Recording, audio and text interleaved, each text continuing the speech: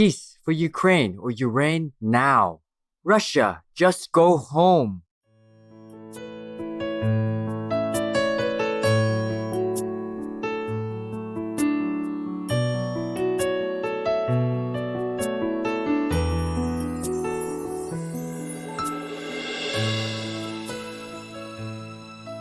Only if we know it, we possess it, we make use of it, then it begins to become useful. Otherwise, you can carry it 100, 1,000, 1,000,000, or billions of years, and it makes you nothing more than just a human, a worm, a lion, or a tiger person. Be what you may.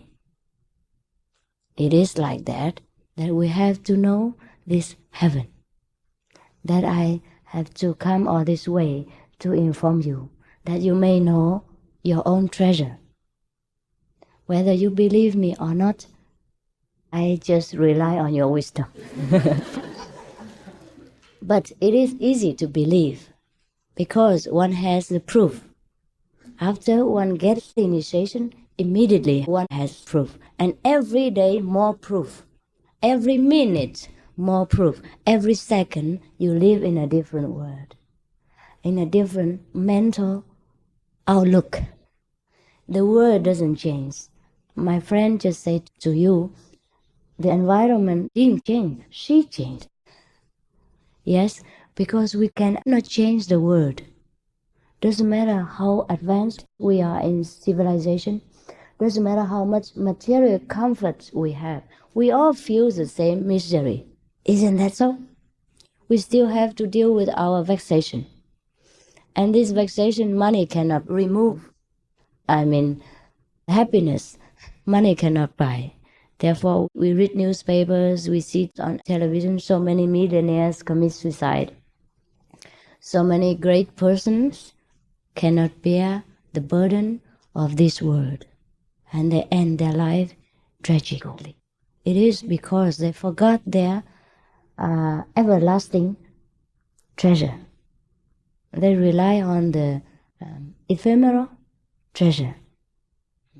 Therefore, Jesus say, lay not your treasure on earth, where the moth and rust can corrupt, but lay your treasure in heaven, where it is forever lasting. He means find your own treasure, the everlasting treasure. Then you can always draw from the source, and it will always supply. Therefore, this is infinite blessing. I say again and again, I have no words to so-called advertise it. I can only praise it. I can only hope you believe my praise.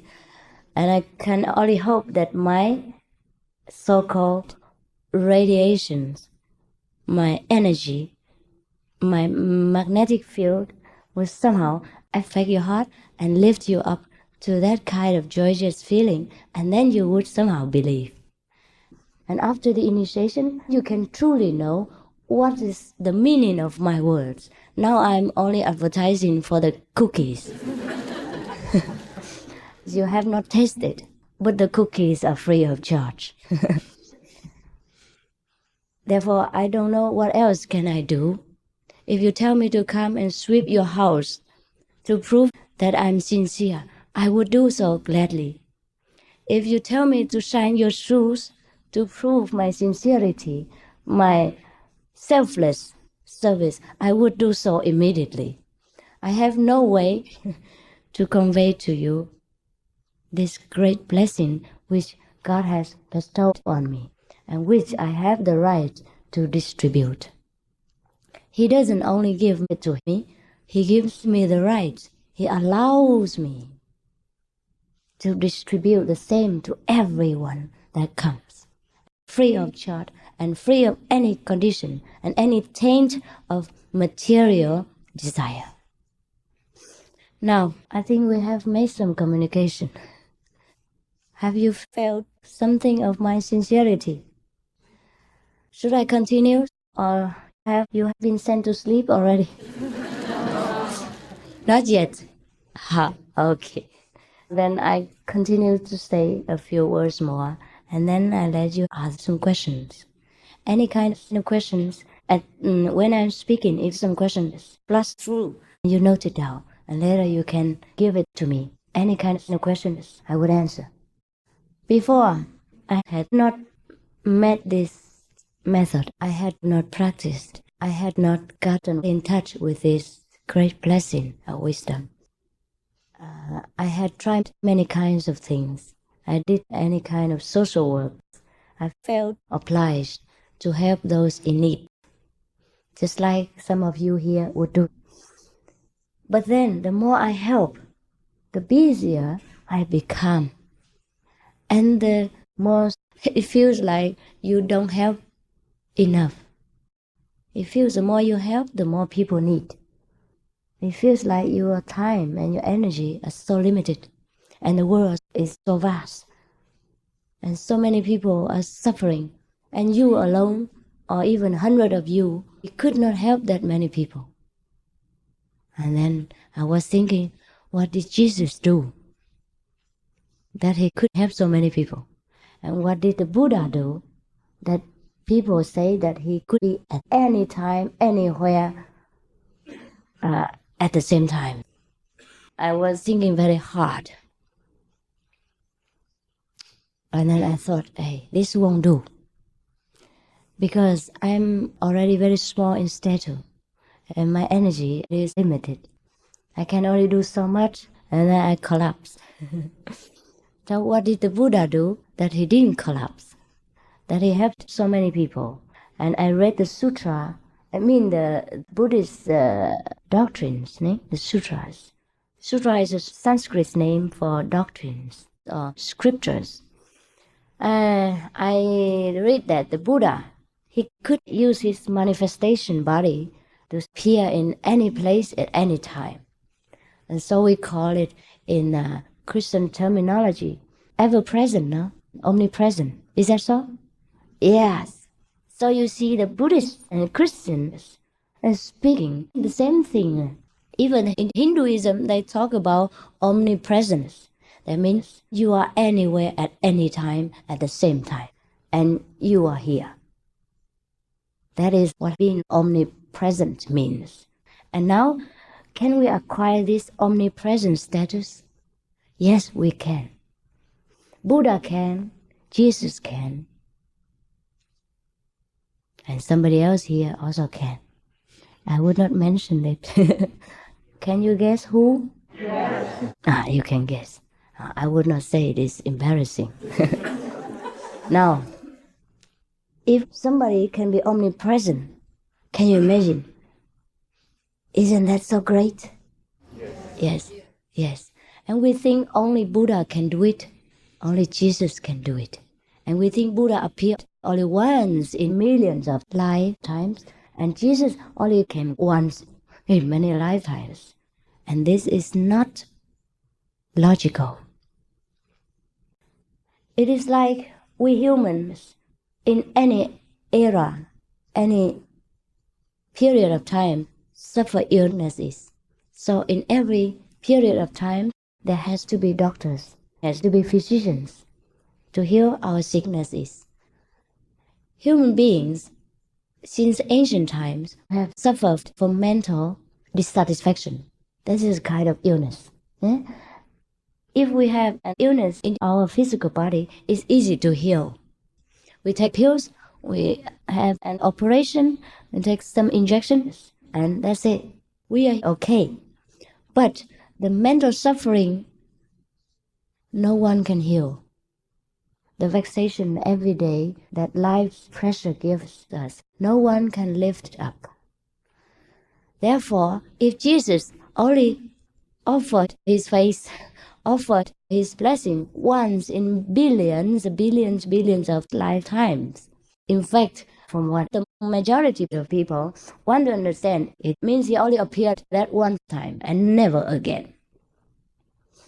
And that is underestimating God's mercy. This is what the civilization brought me. It's air conditioned. I live in Taiwan, in the countryside. And we live in open air. I live in a tent.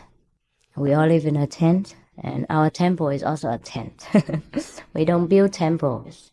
We don't waste money and make a lot of noise. So we live in a tent, and we live in open air every day. And now I was stuck in this air-conditioned, packed full jumbo jet, and immediately got cold. And this is civilization's advantage. I can't help it. I'm too sensitive. So actually, you don't look at my example. You look at me, I'm so small and so skinny and so sick. You think to practice this method has no use. Oh, it has any kind of use, all kinds of uses, except when you are a master, then you have no use for it. If you are a master, you can give only, you cannot take. That's the difference. Your disciples are very comfortable, enjoying all kinds of joys, happiness, blessings. But the master has to suffer. That's why we say Jesus came to uplift mankind, to cleanse their sins. And he himself had to be crucified. He himself could not enjoy any privilege. Therefore, people scolded him. People crucified him. People criticized him. So, Buddha was also the same. He also suffered from illnesses and from people criticizing him and all kinds of petty things. Anyhow, so don't feel scared. Once you learn this method, you are protected 100% blindly by God power. The master is an exception. The master has to endure all kinds of suffering, and that's the difference. The master alone has to suffer. Everybody else can enjoy. But this is the joy of being parent. Just like the joy of being parents. Yes, the children enjoy all comforts, and the parents have to work hard, provide all things, and take all responsibilities. We don't complain to be parents. So one should not complain to be any kind of master. Yeah, a real master has to suffer. So no problem. Now why am I going so far?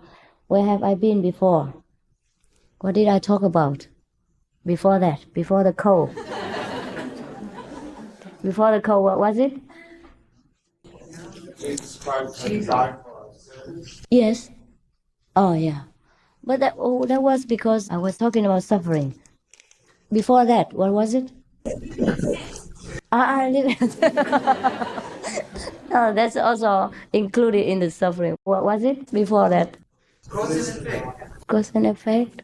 Yes. Omnipresence. That's good. That's more important than who is living in a tent and who is having cold. It's like this. It's also not because of the civilization. It's really unfair. Even the cigarette. Yeah. In the airplane, so many people smoke. And this also contributes to my health.